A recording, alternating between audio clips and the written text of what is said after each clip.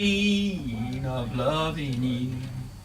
Oh, the misery I go through.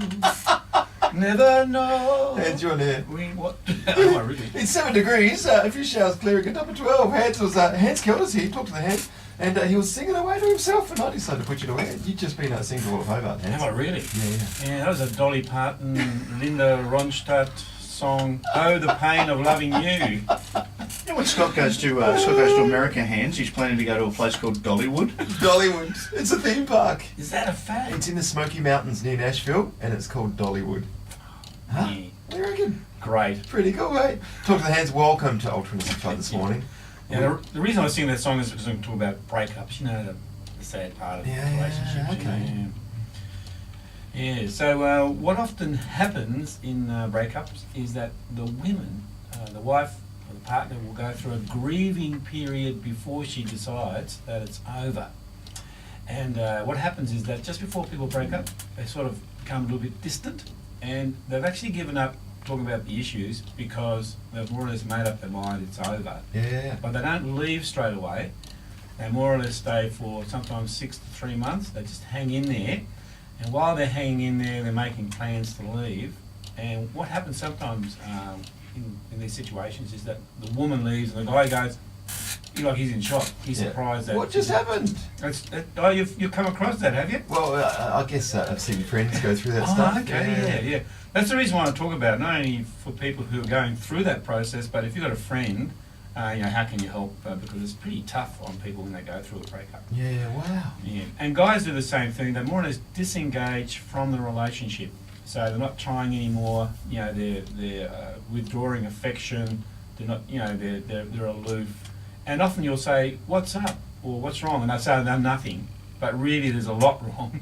Yeah. And if you feel your partner is disengaged with you, become distant and aloof, and go and see a counsellor straight away, there's still some hope in those situations. So if you've got somebody who's disengaged, how do you then convince them to see a counsellor?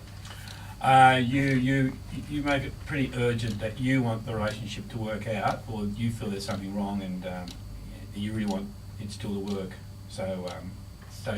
But it's fairly urgent actually. And when you get to that stage, is it? I mean, if you see a counsellor, there's hope for the relationship. You can deal with these things.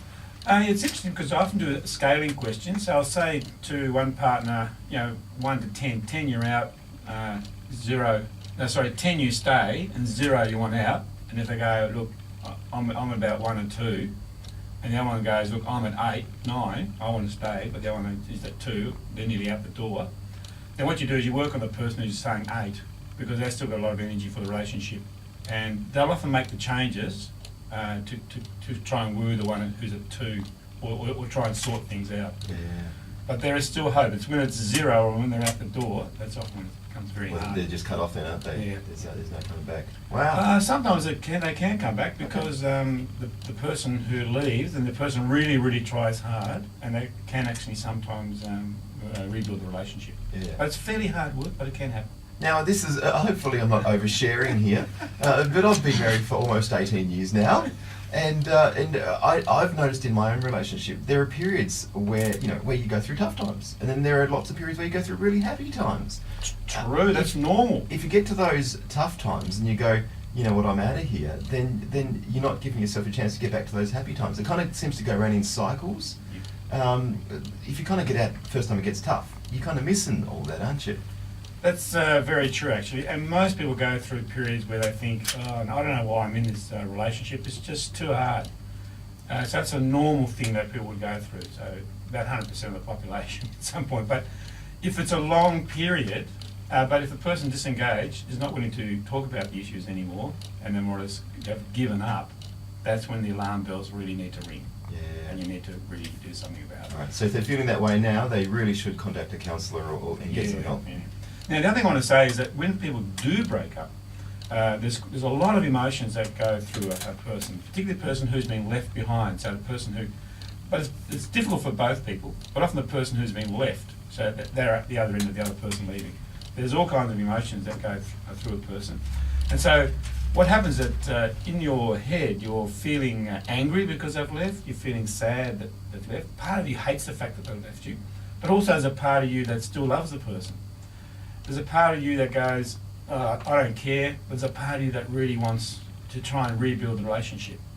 And there's a part of you that's kind of anxious and lonely and miserable. And what happens is that you feel like you're going crazy because you've got all these emotions going on at the same time. And sometimes when you talk to people who've gone through a breakup, you know, they're sad, then they're angry, and then they talk about hope, and you kind of think, where is this person going?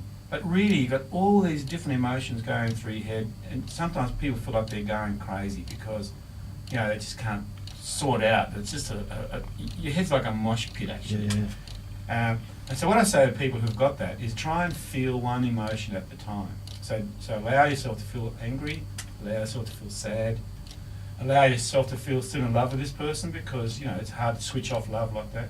And if you're upset, then, so just try and feel one emotion at the time so that your head doesn't go, you don't feel like you're going crazy. Mm. I think that's important. The other thing is too, sometimes we're just overwhelmed by grief and loss because this person's left, and you think about it all day. And what you can actually decide to do, you can actually decide, what am I going to do? I'm going to allow myself to feel miserable, say between 8 o'clock and past. And just allow yourself to feel miserable, because that's the way your brain goes. And then you decide, okay, I've done my miserable thing, now I'm going to move on and do my work.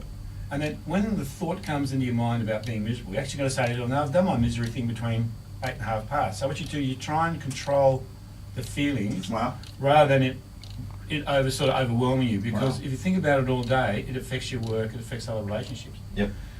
So you can't block it out because it's there, but you can actually decide, I'm going to feel miserable between this time and this time, and this time and this time. And say, if you decide to be miserable between 6 and past, and I allow myself to just feel miserable, and you know, the thought comes to your mind at 3 o'clock, you say to yourself, no, I'm going to do my misery time between 6 and past. Yeah. Fascinating. Thank you, Hans. Yeah, a lot of people actually have done that, it helps. Yeah. Yeah, pleasure. So, Hey, I would love to, in coming weeks, also talk about how children fit into all this too. Is that possible to talk about that?